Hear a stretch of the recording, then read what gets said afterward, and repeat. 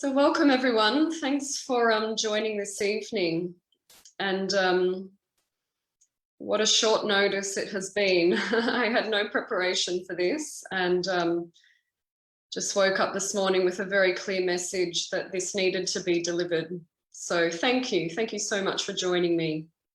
And there's a lot of new people on here tonight and a lot of new people watching through the Facebook group. So please bear with me just while I do spend a few moments at the start introducing myself and sharing a little bit about my story and what led me into this world of the Akashic records, what led me into Atlantis. And it's not the only subject I teach. I also teach about Lemuria, another civilization that, who's that, Brooklyn? Oh, you only saw this message invitation 2 hours ago. Thanks.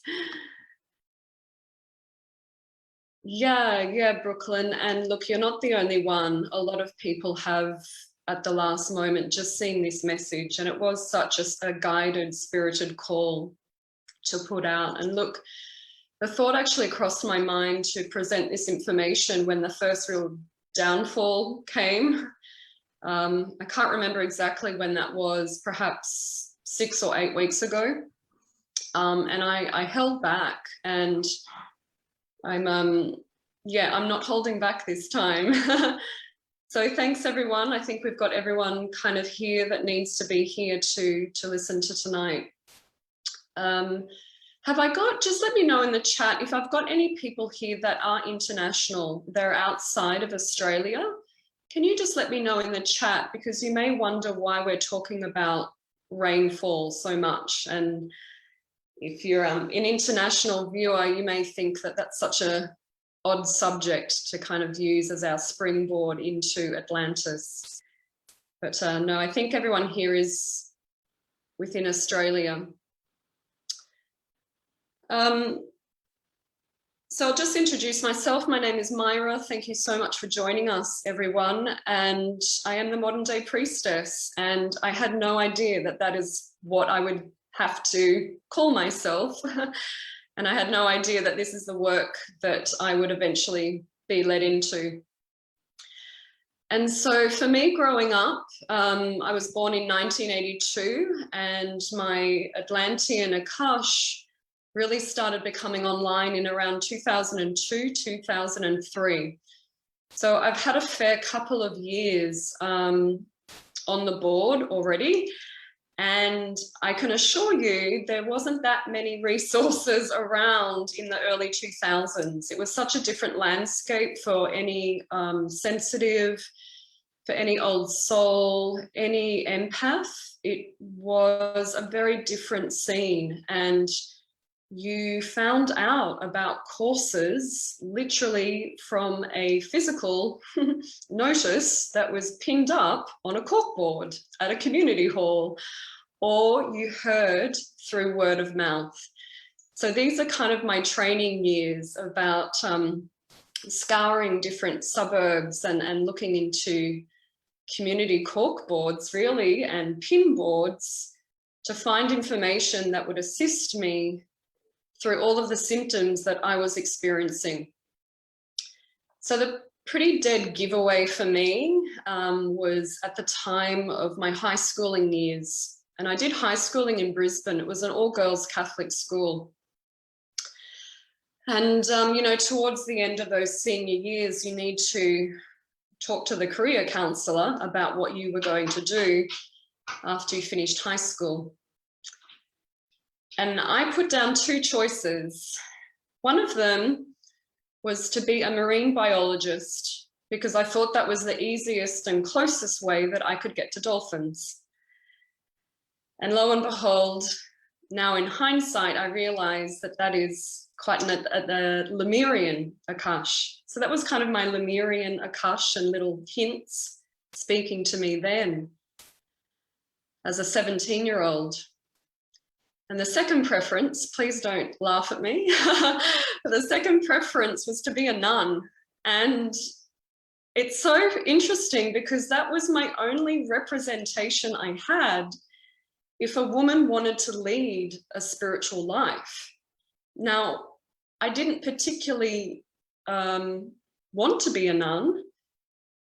It was just the only thing I could find in my experience or as a reference of the closest thing I could match to a woman safely living a spiritual life, a spirited, driven life. So even as a teenager, I knew that my soul work was incredibly important to me. But it doesn't make your life easy. It doesn't mean that that was easy. It was just this really divide within me. So I continued on and I did a lot of different varieties of career choices. And I actually auditioned to acting schools. And I went into performing arts because I thought at least in performing arts, I could play all characters. I didn't have to choose one career. I could be many, I could be multiple. So I got accepted into an acting school, a 3-year college in Melbourne. And so that's what took me to Melbourne. And I spent 15, 16 years in Victoria. And after acting school, I did a variety of different things and kind of ended up in the corporate world. And this is where the poor star seeds and the empaths and the sensitives really start getting a lot of friction, because you really start noticing that you feel incredibly different from the, I guess, density or the matrix. And so that really was the first kind of where it was really grinding up against me. And I became incredibly depressed. I contemplated suicide many, many times, not because I really wanted to end my life. It's just simply I had no purpose. And that really, really ate at me. It really destroyed me. And it caused me a lot of suffering and a lot of pain. And everything on the outside looked really great. I had a fantastic corporate job in the glamorous Collins Street, right in the heart of Melbourne City.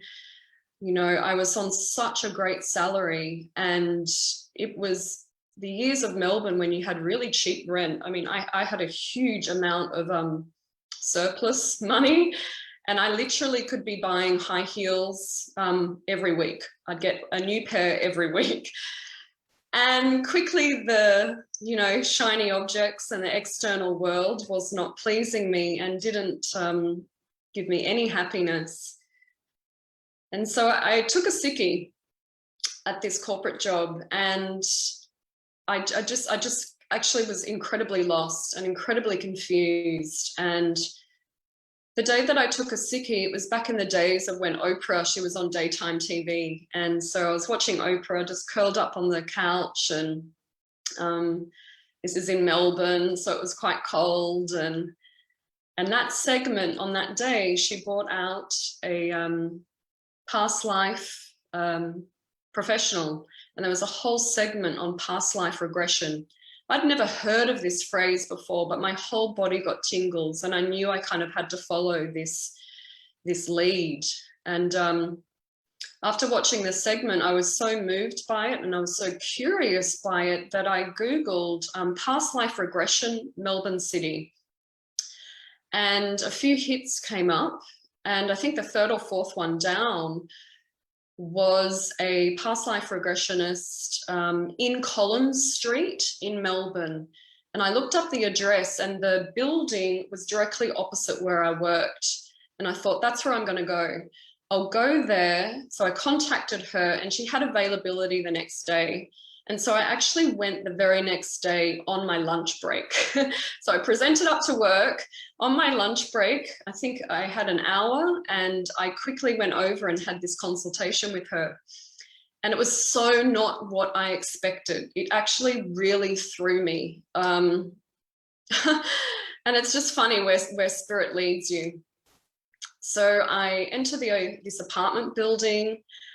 I get up to her level, and instead of office suites being present, they're just doors to studio apartments. I'm like, holy heck, I'm actually just going into someone's home. And it all just started getting very weird, and I really wasn't sure if I was doing the right thing. So I knocked on her door and I could smell Asian cooking. It was so strong, Asian cooking all through the apartment. It was wafting out under her door, and rice, the smell of rice just all through the apartment block. And who opened the door was this petite Asian woman. And I was like, oh no, what have I done? I just don't know if I'm in the right place.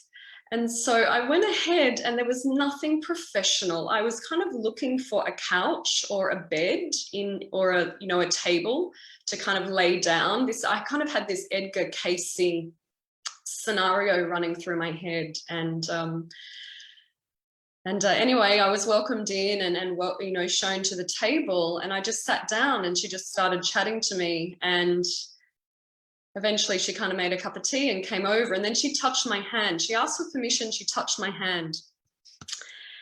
And then I could see her eyes close and her eyes roll back and in her head. And she just said, you're a priestess, a princess, and mentioned these words, Atlantis. And she said, all of the crystals have come out to meet you again. All of the animal kingdom have come out to meet you again. And I thought, oh, do I stand up and go now? Do I ask for my money back? Like this, Atlantis for me, it was just something kept for the children's movie scripts. It was such a fantastical, mystical place. I really did not believe in it. And, a thing about me is I've got a bit of a bullshit radar. I don't like things to be too airy-fairy, or I'm just not going to really grasp the information. So I really thought I'd been led astray. I'd made such a wrong choice. And I just kind of persevered with the session. And she shared a few other things, which I just found really difficult to grasp at the time. And at the end, she said, look, you've really got to kind of meet this person. And she wrote a name down on a bit of paper. And the word was the name Justin. And when I read that word, my whole body, I wept uncontrollably. There was such a remembrance of something energetically. And so I knew then that she wasn't kind of pulling my leg, that there was something valid to what she was sharing. So that was kind of the first little opening of the doorway for Atlantis to me. Another one was, again, another corporate job. I didn't learn my lessons that quickly. Another corporate job, really unhappy. And on the lunch breaks, I'd walk through the Theosophical Book Society. It's a lovely new age spiritual book shop in the heart of Melbourne City. And I would walk through these book aisles on my lunch break just to really relax my body, just to feel like I could have some sense of peace, or I feel like I was at home or accepted by someone.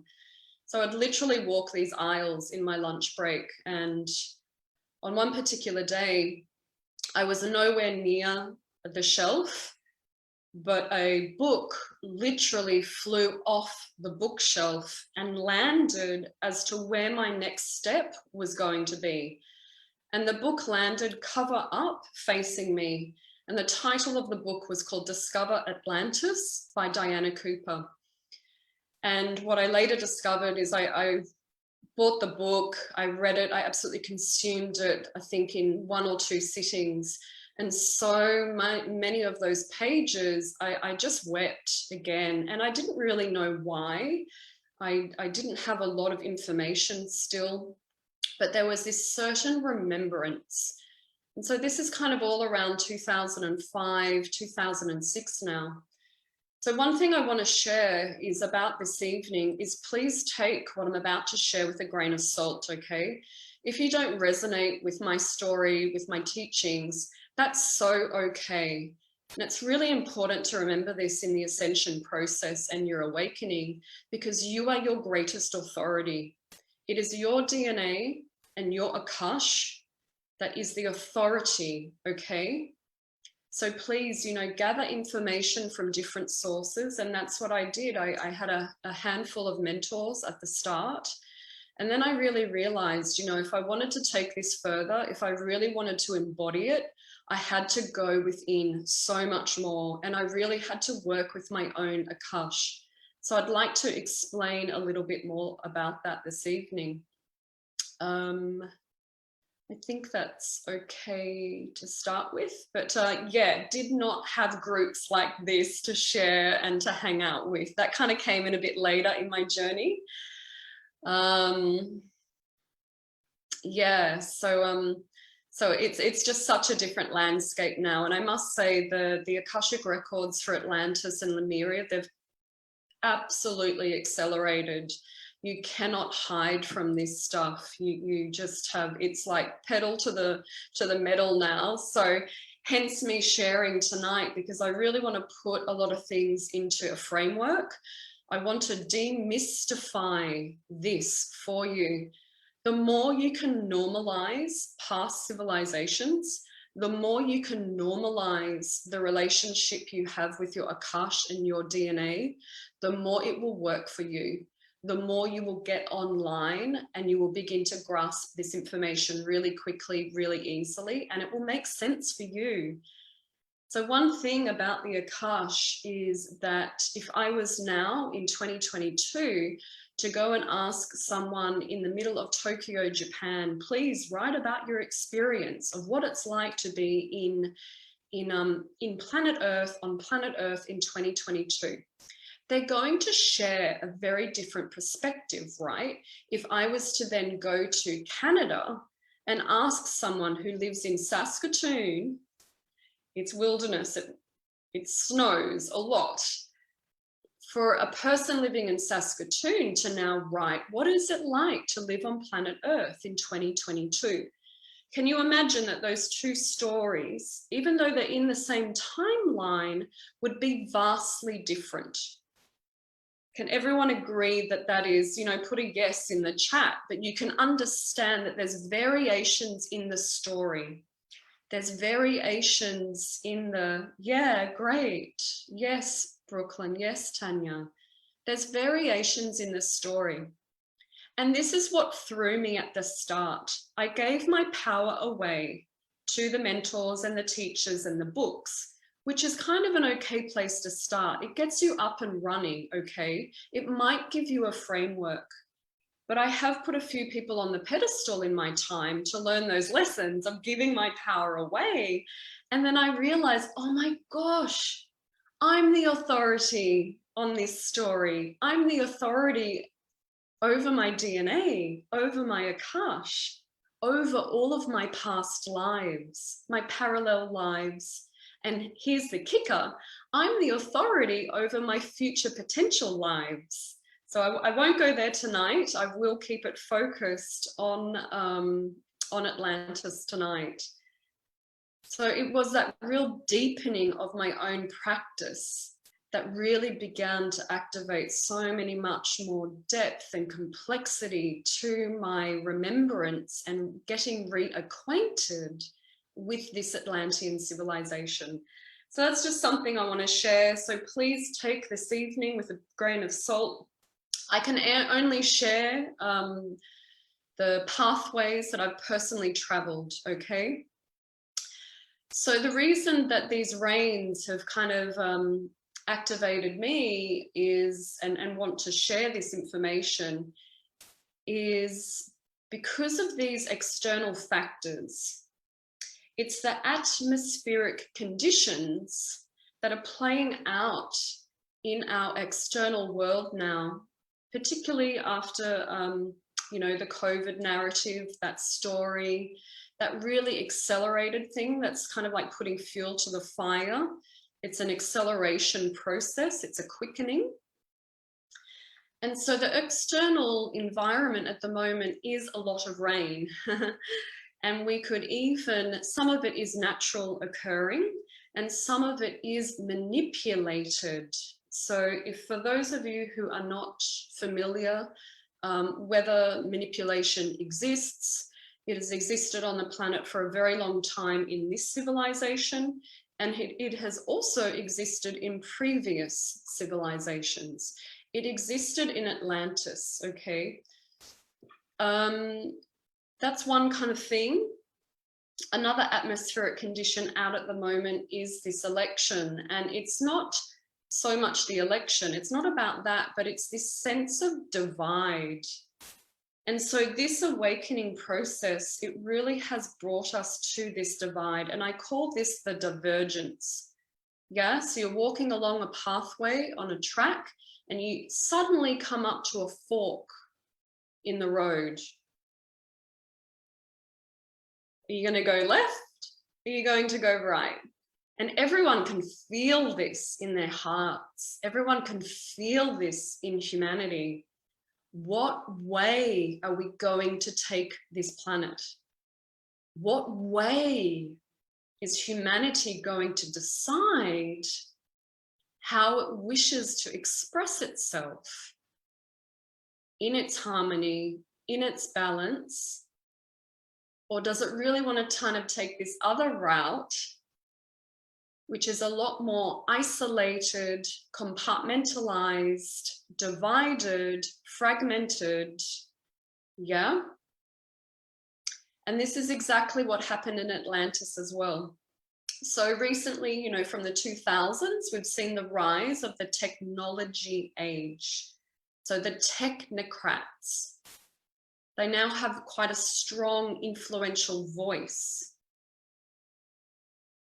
And the scientists in our community now, we could say, are quite closely playing the role of God.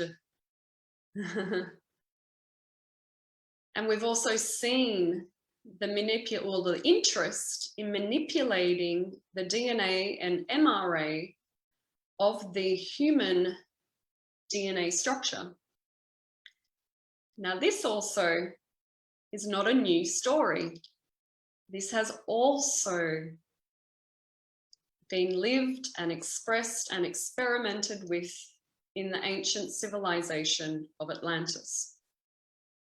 So there are many themes playing out currently in our world which are prodding and triggering and mirroring and reflecting back to us, going, hey, I think we've been here before.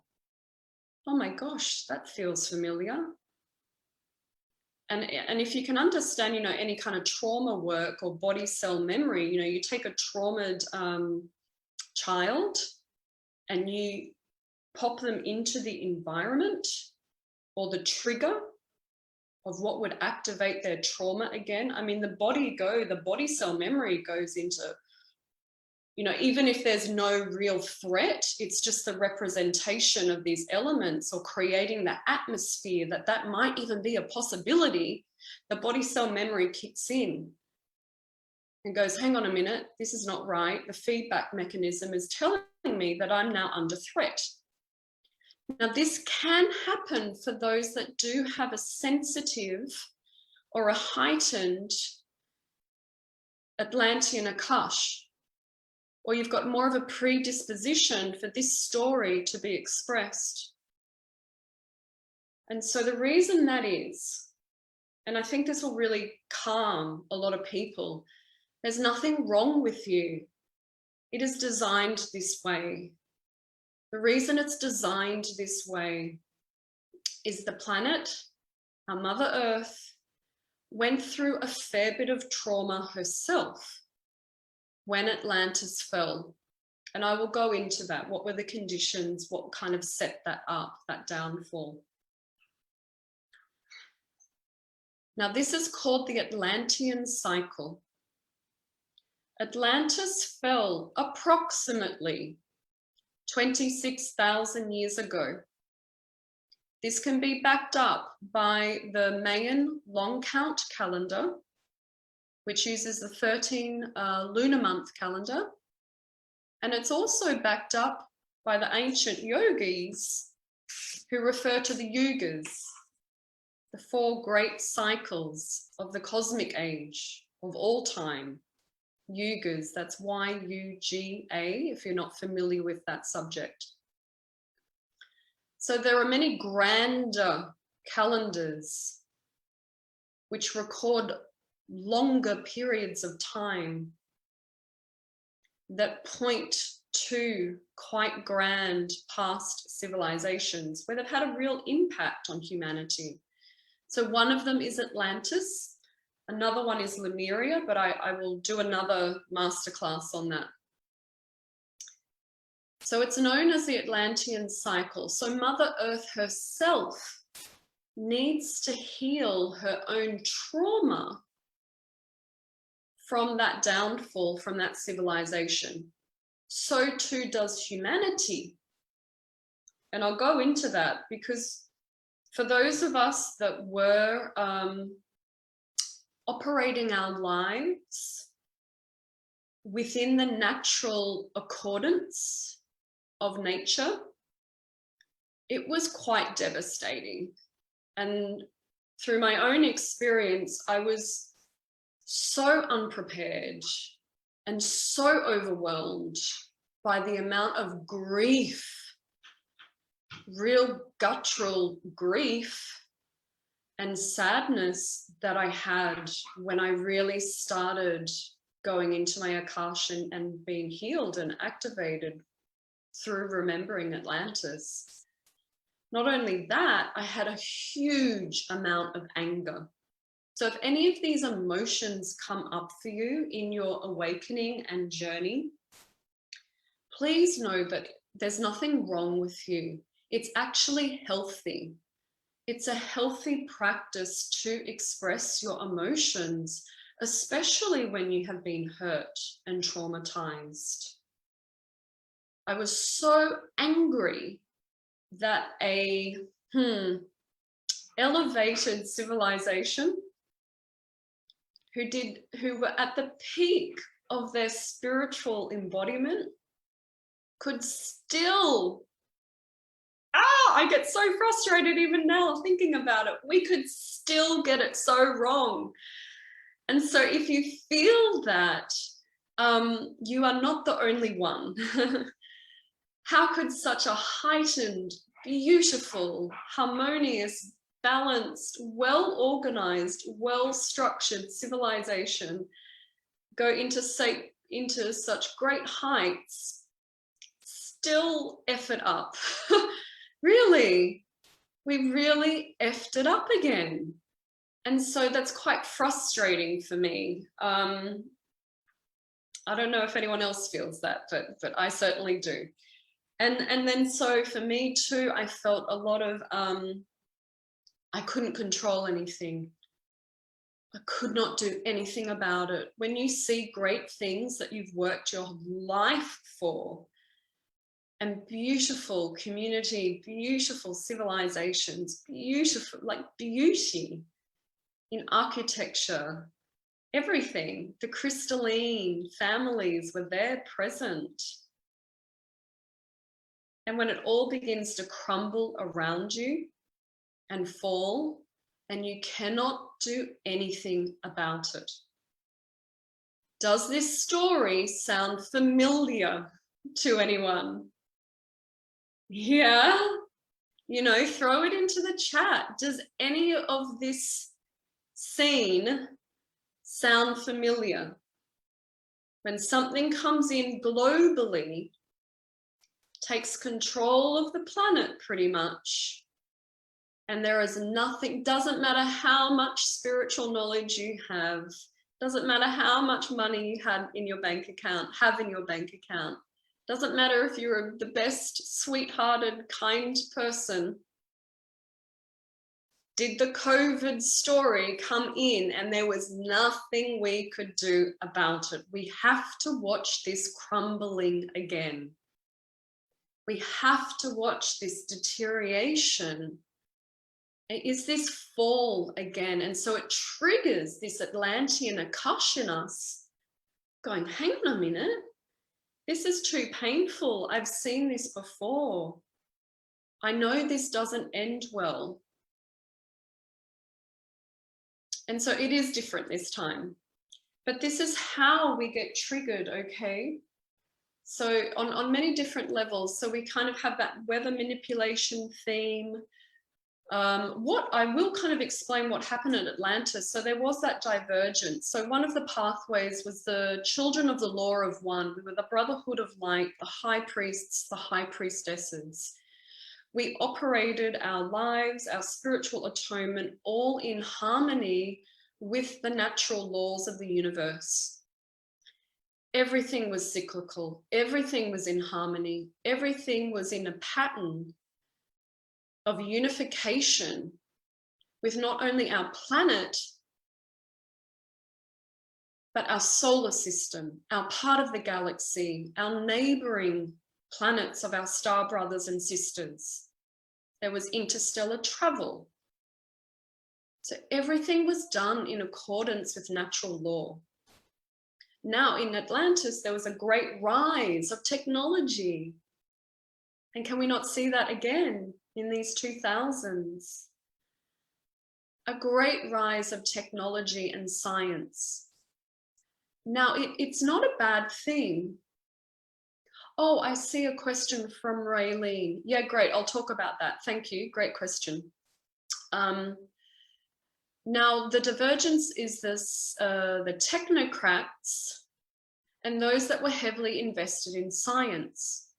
Now, the reason they wanted that is they thought they could, and it's worth a try, they thought they could enhance the human organic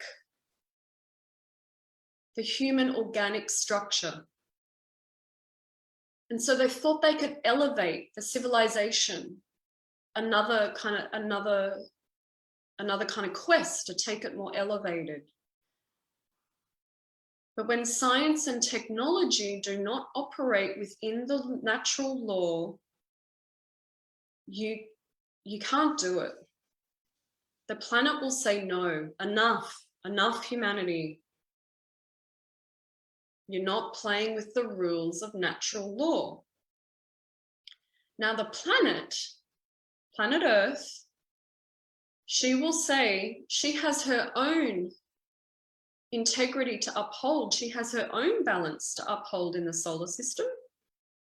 Rightly so. She has to keep her equilibrium and her balance. And then the solar system needs to keep its integrity for this part of the galaxy. So if a civilization plays up too much on Mother Earth, no problem for her. Not a problem for Mother Earth. She will throw her axes. We will go off kilter. The tectonic plates, she will move them. She'll break her skin surface. Yeah, when you get a toxicity in your body comes out with pimples or with a rash, or it's an expression of that. I don't want that toxicity on my body. This is what Mother Earth is saying.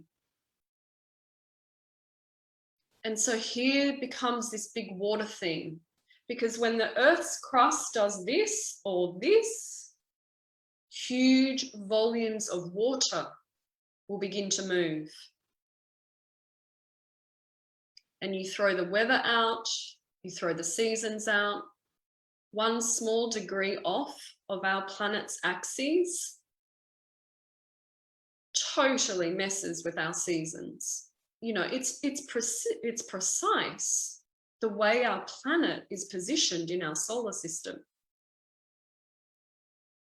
And those conditions must be met to ensure that the trees grow so we have oxygen so the humanoids can live here on this planet. So 1 degree off and you'll burn, you'll go. And so that's no big deal for Mother Earth. So that's kind of the big downfall. So I'll just address Raylene's question now, and it is a great question. So what is Akash? And I will go into Akash and DNA. So Akash is a Sanskrit word, and it literally means sky, of the sky. So it's a Sanskrit word from the yogic practices, referring to the sky. Now, the reason the yogic masters come up with this word for the sky is that literally is housed in the sky. It's actually contained in 4 places. I'll go into that. So it means sky from a yogic perspective. The Akash is contained in 2 places on planet Earth. 1 place within our body. So it's contained within the DNA of the body. The 4th place is it's contained within the whales and the dolphins. And I'll just touch on lightly why that is, but that quickly takes us into Lemuria and the Palladians. So another is the whales and the dolphins. And the reason that is if we were to wipe out humanity and we will wipe out the land mass, destroy the land mass, the animals that are submerged under the water would still be able to contain and record this humanity's history. So that's why the whales and the dolphins, that's why humans have such an affinity for whales and dolphins. We are drawn to them because they are the keepers of this planet and the humanity's history on this planet. Now, the 2 places it's kept on Gaia is the magnetic grids. I can go into quickly what that is, and also the cave of creation. The cave of creation is a multidimensional quantum space. No one will find it. It is literally, so when someone passes over, you know how people say when someone passes over, they remain quite present in spirit for approximately 3 days after their death. They are in the cave of creation. It's a crystalline, everyone has like a crystalline home that they go back to. So your Akash is recorded there also from all of past lives, your current lives. So Akash is the book of life. And so ancient yogis would sit and meditate, and it would literally feel, for me, it feels like the old library catalogue systems before computers, of when you'd go into the old library and you'd pull that drawer out and the little vanilla cards would be in it. And you'd go through and find, the coding and the index for the book that you wanted in the library.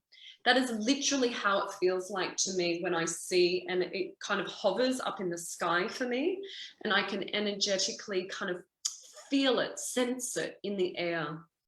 So it is a recording system for all of the lives you have lived on this planet, though, this planet Earth. So I hope that helps people demystify what that is. If you're new to the word Akash, I strongly recommend starting with the yogic framework. They've known the most about it for the longest time. It's a really clean, pure way in which they get their information. So a lot of the yogic masters, they only use yoga, the physical asanas, breath work and meditation and fasting, pretty much to unlock all of the keys to the universe and the human body. So I quite like the yogic system because it's very clean. They don't add anything into their awakening process. So shamans are quite different. They may or may not use plant medicine or smoke, that they will use something that is external to the human body. I quite like the other. It's just my preference.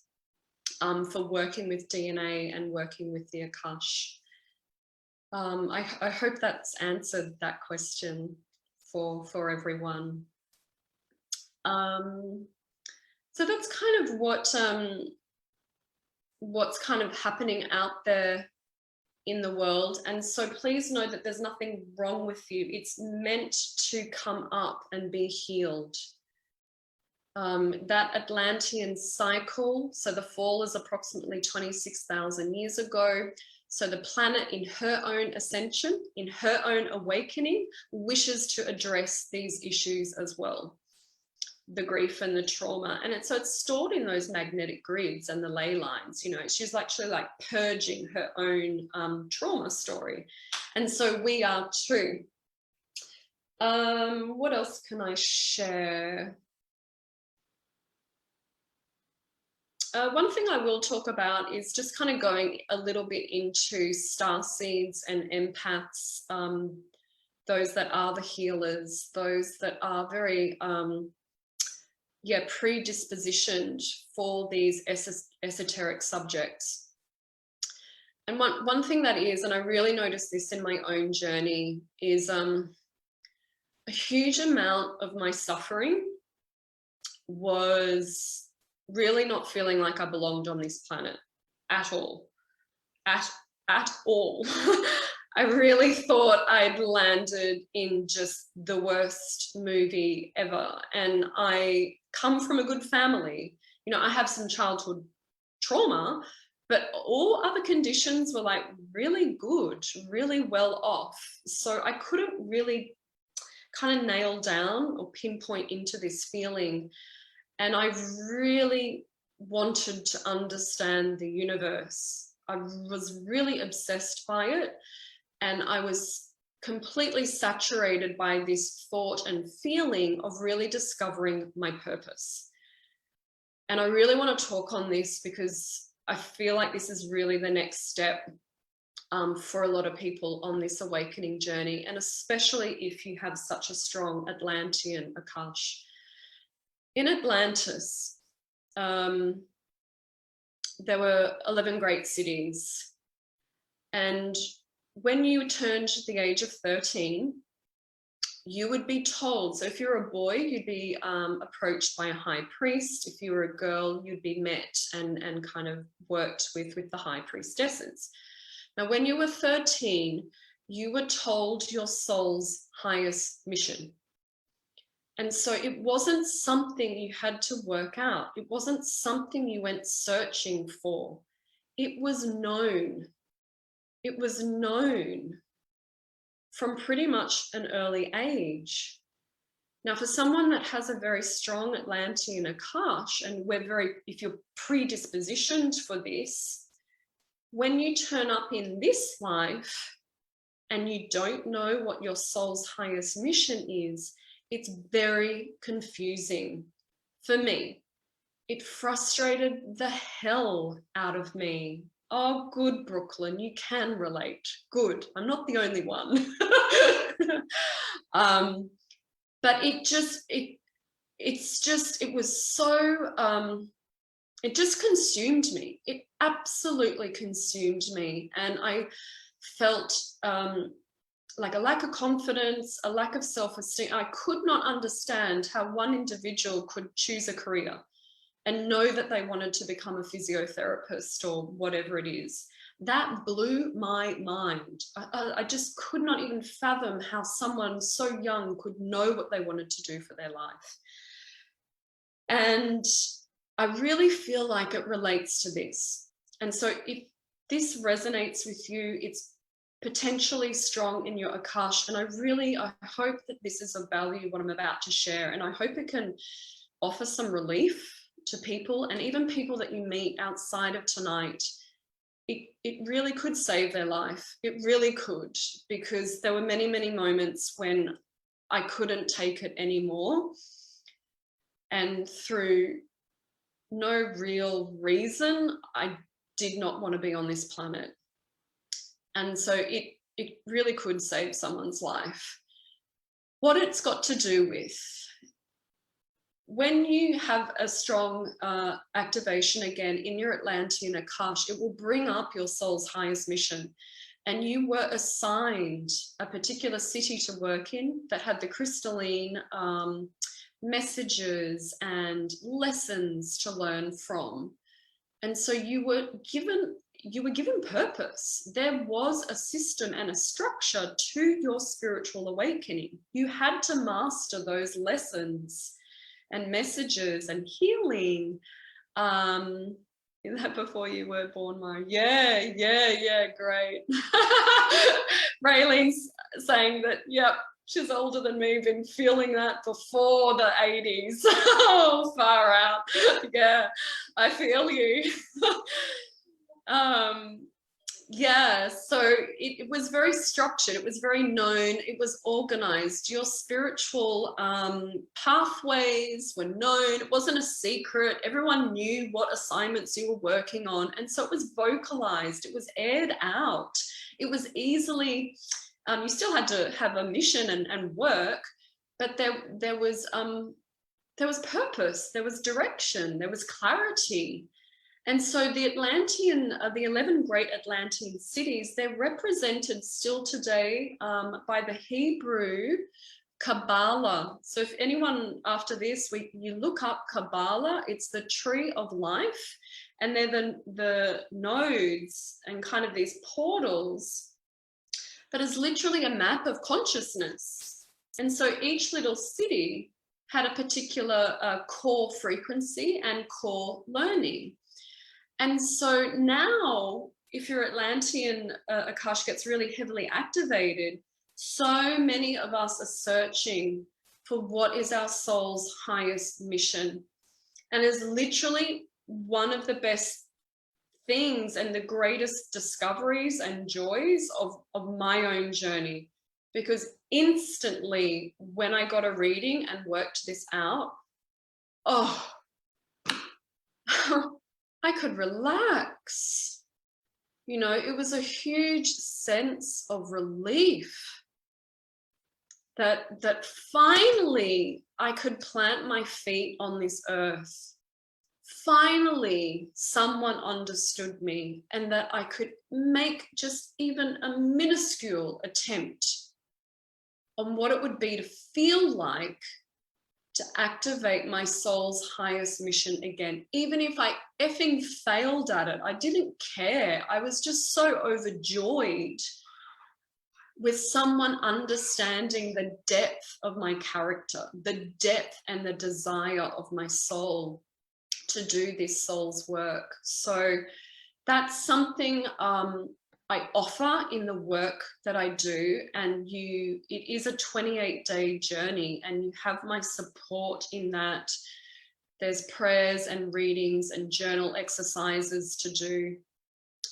So I will share a link of that a bit later, and you can find out more information with that. But it is the most beautiful, grounding, just relief is what it gave me so much. What else do I want to share tonight? Let's shall we open it up for some questions? Does anyone have any questions that they'd like to ask me? You can just unmute yourself if you have any questions, or I haven't covered something. Obviously, it's a massive topic. I could talk every night for the next 6 months on this. But I hope what I'm sharing is if people are feeling this too, this is the reason why it's come up. It's come up to be healed, because there is a natural order to this planet and humanity, and we want to heal, we want to evolve, we want to ascend. And actually, I will talk about this now. Our DNA and our Akash is wired. Oh yeah, the empaths and the starseeds. Yep, thanks, Lynn. Our Akash and our DNA is wired for healing. It wants to heal. It wants to evolve. It wants to ascend.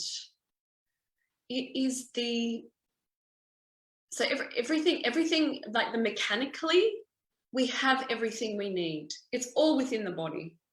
And this is why I strongly encourage and remind people, you need to come back into your own authority. Now, I will say, I'll touch on this.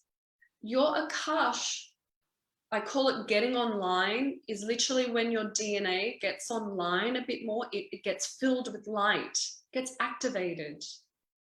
So DNA it has quantum attributes and multidimensional attributes, okay? Now, most of humanity is in fight or flight.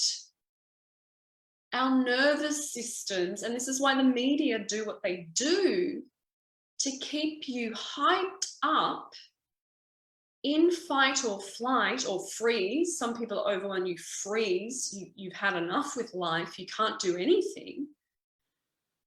And they want to hijack and bombard, and adrenal fatigue, biggest thing on the globe at the moment. Adrenal fatigue. People are so stressed out. And I can't go there tonight, it's such a big subject. But it's deliberate, it's intentional. Because if humanity relaxed, took a chill pill, and just all went on holiday and relaxed, the globe, humanity, if we all just did that at once, your Akash and your DNA and the divine intelligence of your body would kick into gear. And you would realize your multidimensional aspects. You would realize that divinity is housed within you, that you are built for healing. And you would finally feel and know in your body that you are so much more than this. So then that process I call, when you really get your DNA and Akash online, I call that channeling the many me's through the current me. I want all my magnificent past lives online now. It's me. They're me. I want them back, thank you. They're in my DNA and Akash. And my parallel lives in the different dimensions and all that, I want them online. I want the brilliant ones. I want the lifetimes where I had optimal health. I want the lifetimes where I wasn't scared to speak up and speak my truth. I want the ones online where I was the high priestess, because I've got wisdom to share that can help this planet. Yeah? You see how this works? And you start taking your personal power back. Go see yeah, I haven't seen that movie. I'll check it out for sure.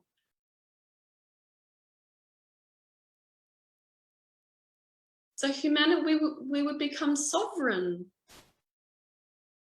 We'd be able to parent ourselves.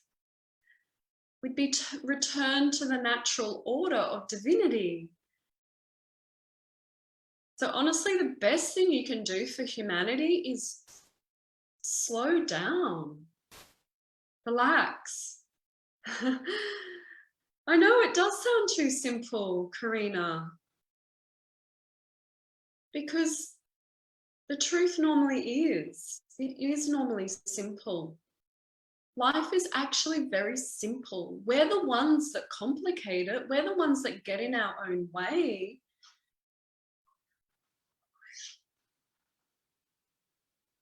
Because there's a natural order of ascension that's already happening. You cannot stop this train. You can't. So don't worry about it. You know, the golden age is well and truly kicking in.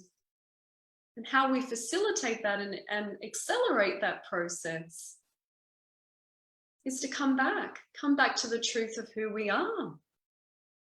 That I'm so much more than this. I'm not Myra. I kind of am, but I'm not really. So then they call that teaching, you're in this world, but you're not of it. We don't come from here. We come from the great all that is. We come from the divine creator. So yes, we must do this 3D experience, yeah? But never forget your quantum aspects. Never forget that all of those past lives are rich and vibrant and alive in you now. They never left you. That does sound pretty simple, but it's the truth. And then something to watch out for. I've seen this kind of creep in current circles and gatherings. When people identify, they say, oh, I'm a Palladian. Oh, I'm a star seed. And yes, you may have a strong Akash for that, right? You may be predispositioned strongly for that. But you're multidimensional. All of those star families live within you. Yeah? So don't box and limit. This is, you know, to appease the mind. That's the ego. It wants to identify with something. Oh, I'm Palladian. Oh, I'm Arcturian or Syrian. No, no, no, no, no. You are divine. You are the great divinity. You are all that is. Now, it may come up for a certain reason, if there's a certain message or healing or something to be worked through, okay? But I can assure you, through all of your cellular structure, you have all the great cosmic seeding from all of the planets. The universe lives within you. So you're not the center of the universe, you are the universe. So don't identify too much with one or the other camp, okay? Just keep it all kind of available. Yeah, labels, hey, they don't serve too well usually. So just be wary of that. It's kind of like me saying that, oh, I'm only a skeleton. And you're like, well, yes, that's true, Myra, but there's a kind of a more grander truth. Like you're the flesh, you're the blood systems, like you've got the skin on you as well. And and you've got an etheric body. You know, so just don't choose one. You're all of it. You're all of parts of this grand play. Okay, I'm just going through the chat just to kind of see any questions I've missed. I think you were going to talk about empaths and star seeds. Yes. I kind of touched on that, Lynn, when I mentioned those. So the star seeds, you are carrying kind of this more refined, I don't like using that word. You could be carrying, I don't know, I don't have a direct experience of this. My kind of take on the star seeds is, I mean, I definitely feel like a star seed as well, but I'm also highly empathic. So the star seeds, they have such a strong feeling around that soul's highest mission, and they literally do feel off planet for such a long time because of the way they've come in, the fashion in which they've kind of stepped down their energy field to make it into the humanoid form is through quite stronger star lines, whether that's Palladian, Arcturian, Syrian, Lyrian. I mean, there's just so many. And the thing is like, for as many people you've met on this planet, there's that many other star planets that are neighboring to this part of the galaxy. Like, it's just ridiculous. So just don't think, oh, there's only this kind of group in the neighborhood of the galaxy. It's infinite, right? Completely infinite. So I was kind of touching on that when people really don't feel grounded on the planet, and it can be quite disturbing. It really does play at them. And yeah, so it kind of ties into that Atlantean Akash as well, as people are quite keen to find out their soul's highest mission, or get some purpose or direction in their life. And once they get that, they really get grounded.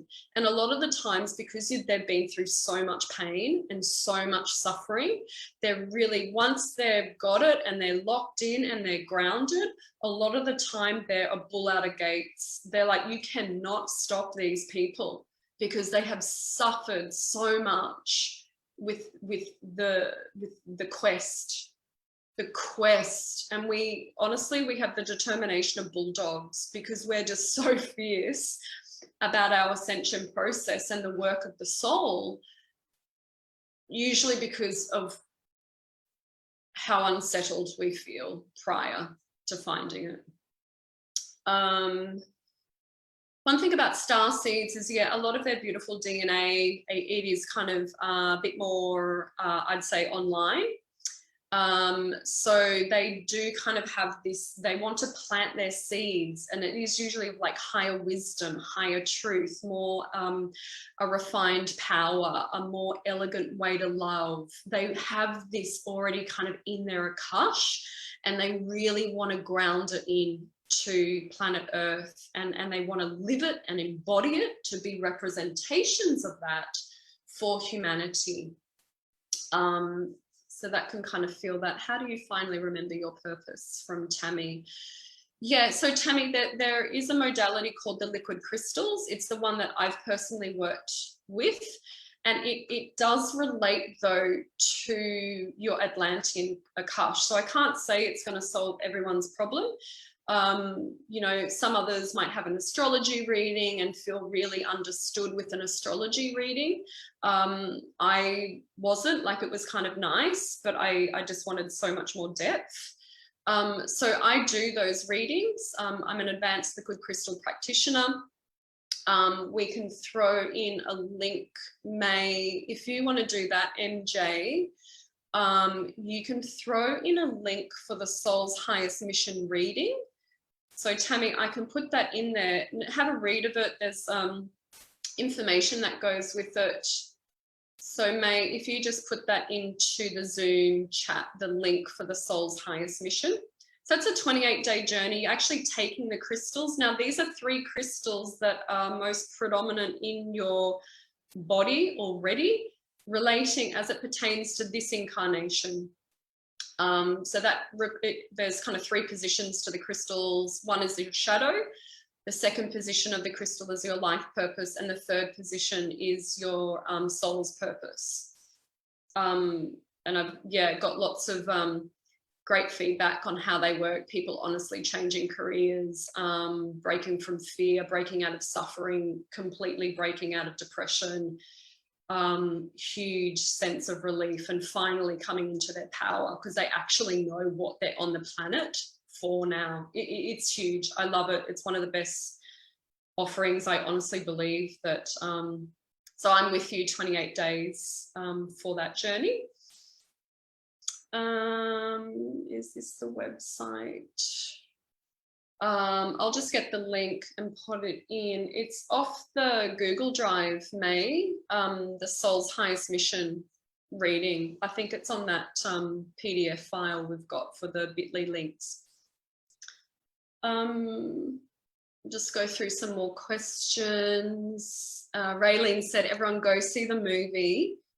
Everything, Everywhere, All at Once. Is that the title of the movie, Raylene? Yeah, okay. Haven't heard of it. I will check it out for sure. Karina said, sounds too simple. Yeah, it is. Have you ever, Sandy has asked, you can have experienced life from other places. Sandy, do you mean other places off this planet or other places around the globe? Just clarify that one and I can answer it for the group. Tanya, you mentioned the weather and Mother Earth shifting to cause, yes. What about the manipulated weather? Okay, oh, thank you. I did want to talk on this. So the manipulated weather, right? So it happened in the time of Atlantis. It's happening again now. The best thing we can do, Sandy off planet, okay, I'll address that next. The best thing we can do at the moment, water is highly programmable, highly. So I'm sending out a massive mission, everyone present now in this Zoom meeting, everyone on Facebook, everyone who gets this replay, water is highly programmable. Now, as light workers and creators of our reality, I want everyone to send love, healing, alignment, authority, personal power, truth, into all of the bodies of the water, whether they are natural forming or manipulated, okay? This is one of the most powerful things we can do. Water has always been highly programmable, and we must get to work. So don't give your power away and think you're helpless in this. You can redirect the water and you can use it to heal and cleanse the hearts of humanity, all of the rivers and the streams. And so don't be fearful of it. That is just the worst thing you can do. And don't hate on the people that are doing the manipulation, yeah? Forgive those, for they do not know what they are doing, okay? They don't know. Some do, but not at the level at which I have an understanding of. And so, yeah, don't go into fear. There's nothing to fear. This planet isn't going to destroy herself in this cycle. Yeah, so great question, Tanya. I hope that answers your question, Tanya. Just seeing, there might be two parts to your question. Okay, Sandy off planet. You can have experienced life from, yes, you can. Yes, absolutely, absolutely. So this is a very big playground for humanoids. Now, please understand there are humanoids on other star planets, right? We're not the only humanoids around the neighborhood, the cosmic neighborhood, okay? So that's why the Palladians look so much like us. Palladians are still humanoids. They have activated their DNA. More of their DNA is online. So you get more quantum attributes the more your DNA is activated. This is why the Ascended Masters, Paramahansan, Buddha, Jesus Christ, the Ascended Ladies of Light, their DNA was more online. It was more activated. Their DNA is filled with more light. It's a quantum attribute, your DNA. So you're able to bring in the higher frequencies that way, all of your psychic abilities, your healing abilities, your ability to levitate, bilocate, use all your psychic senses. Is this one? Yeah, so support team have put in the link. Temple of the Priestess, and then / soul purpose. So you can look in there if anyone wants to find out more information about that. Sandy, how can nature restore itself with the constant? Yeah. So just what I touched on before. It's that stuff's dying as well. So I really wouldn't put too much energy and thought into it. It's such a desperate attempt. It's so desperate. Honestly, if Mother Nature really, she's kind of letting the kindergarten children play on a bit longer in the playground, really. That's kind of what's happening. If Mother Earth really wants to come in and totally change seasons and nullify and neutralize things in the atmosphere, she can absolutely do that. Easy, hands down, easy peasy for her. But yeah, the best thing we can do from our side is really just program the water. Program it, seed in all golden light, and program it, return to its divinity, return to its golden path, return to divine love, divine power, and divine wisdom. I hope that answers everyone's questions. Boo, boo, boo, boo, boo. Shall we just use the final couple of minutes to do a little meditation while we're all here? Does anyone, just before I do that, does anyone have any questions as it relates to Atlantis? And please know the fall was approximately 26,000 years ago. So obviously the peak and the living and the foundations to that civilization are all prior to that, if you were to look at a linear timeline. So don't say Atlantis was 26,000 years ago. It was well and truly well before that. You know, and civilizations take, you know, some take 100,000 years to get its foundations into place, okay? One thing I do share, which may not be a popular opinion, I've seen a few other kind of conflicting things around this, and I think that's due to the personal Akashic record. So I personally believe that Atlantis was the whole globe. it was planet Earth.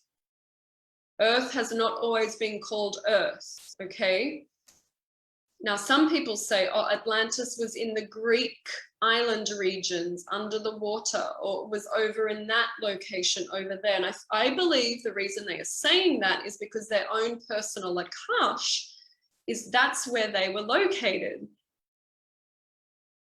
But I have the belief that Atlantis was a civilization like we are now around the whole planet, just like we are behaving and operating now. This is a civilization, yeah, and we're all around planet Earth. So that's just kind of a little bit of difference in there, which may not align with some other teachers in this space, and that's completely cool. That's completely fine. We were all once connected, yeah, land-wise. Yeah, that's a great question. And I would actually kind of use my Lemurian Akash to answer that question. So I'll do another segment for Lemuria, but that was prior to the Atlantean timeline. Okay, it's really bucketing down here. So what we're going to do, we're going to do a really intentional directed prayer through all of the waters. Whether they're natural or manipulated, it doesn't matter. They're all water. And so we're going to program it now. Is that okay with everyone that we just use the next kind of 5 minutes for a really collective prayer? It might help everyone sleep as well. Okay. Before I do that, if anyone wants to reach out to me, I do have a website. I have the New Earth Sisterhood. We meet monthly. And I also have a program called the Alchemy of the Ascension. It's a 3-month portal working one-on-one with me. And I do all of this work. It is really quantum. It's going into 5D living, how to elevate your life. And usually those that are missioned souls, more often than not, you want to start your own business because it must be a divine service and a divine expression of your authenticity. So a lot of that time, those people want to start their own business. And so I actually teach a lot around business as well as the ascension pathways and a divine, gorgeous process I teach called the pathway, the golden path, following your golden path. So May, if you just want to drop in the chat a link to a discovery call, if anyone wants to reach out, all you need to do is just book a discovery call. I do a mini reading over your soul's highest mission. So those that want a mini reading, I do that in that discovery call. And then I just see if I can really map out and serve you for the next 3 months and get your life, business really aligned with divinity. I call it the golden chariot of divinity. So you've got to be ready, you've got to have a strong desire, and we'll rise into your femme power and stand and speak in your truth. It will really help with the ascension process for this humanity. Okay, thanks, May, that's lovely. So I just invite everyone to, let's just kind of center our feet down on the ground. Just plant them nicely into the ground. Yeah. You can just bring your left hand up into your heart and your right hand deep into the lower belly. And just take 3 deep breaths down into the belly. You can let out an audio sigh if you need to, or some sound. We've covered off a lot of information, so we can just kind of change it up and come out of the mind into our body and our hearts.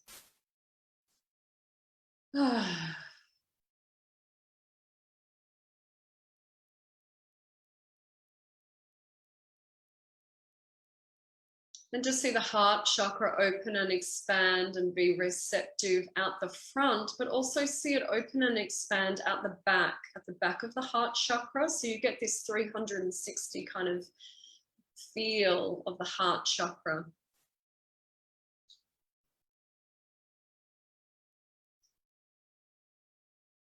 And just coming to breathe in that heart chakra. So the inhale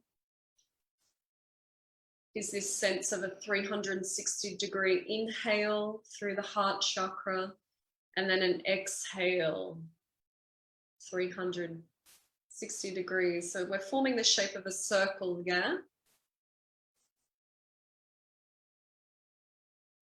Now in that sphere, I want you to place the globe, our Mother Earth, our beautiful, beautiful Gaia. So place her into your heart chakra.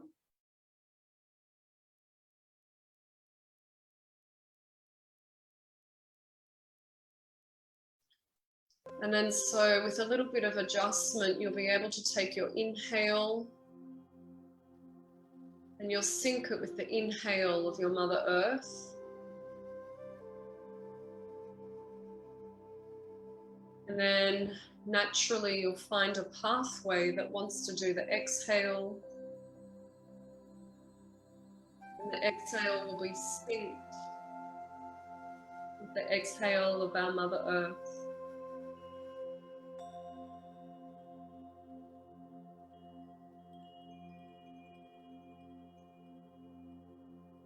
Once you've got that connection integrated, just kind of spend 3 breaths there, harmonizing and syncing with the planet.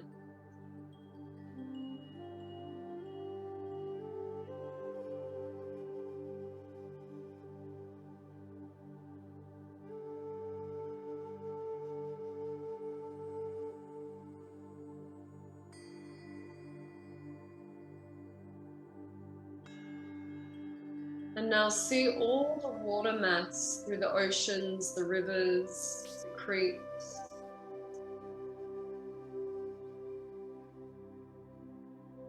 And see all the water falling from the skies.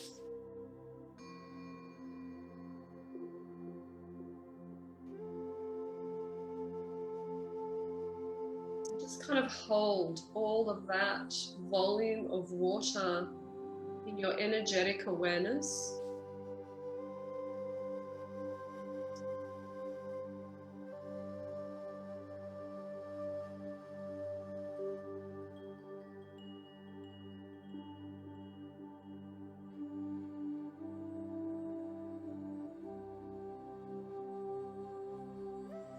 So we're just going to spend the next few moments programming it intentionally.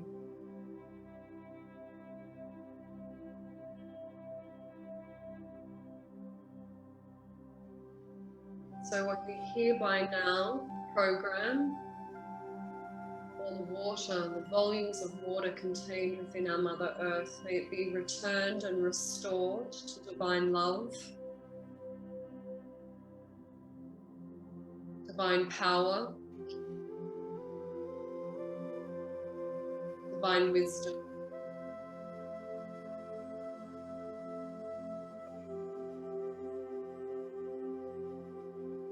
May she flow and be connected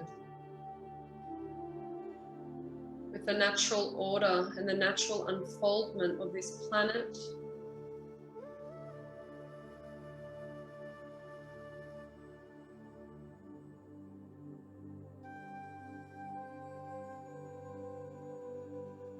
And may she find her natural alignment in all that is.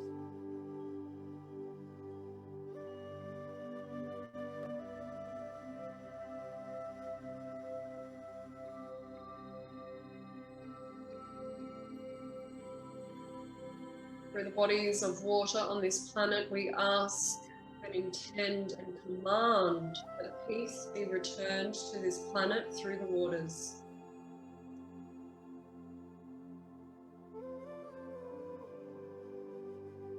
May she be used as a vessel and a transporter to return peace to the hearts of humanity.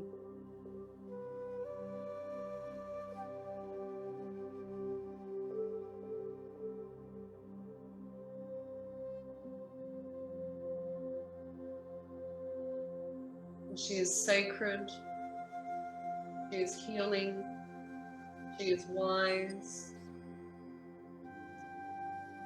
she nourishes and quenches the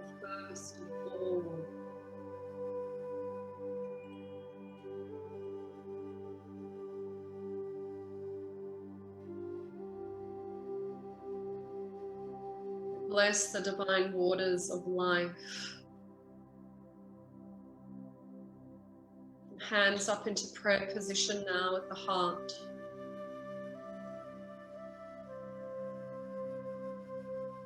We all bless the divine waters of life.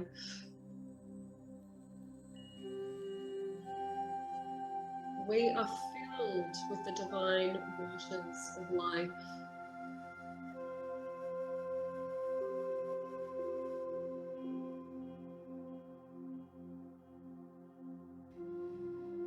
And so the waters within me and the waters in my mother are one.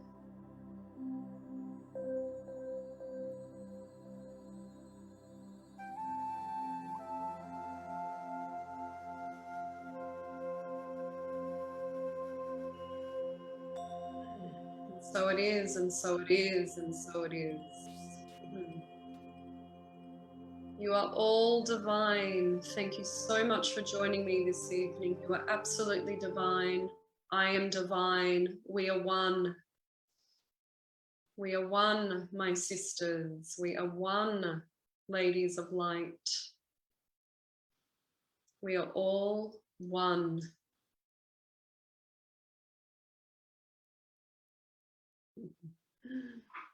Thank you so much, everyone. Thank you for joining us this evening at such short notice. I hope what I have shared has assisted you on your ascension journey, your awakening process. And if there's any final thoughts I could leave you with is please never, ever, ever think that you are alone on this journey. I thought that for so long, and you're not.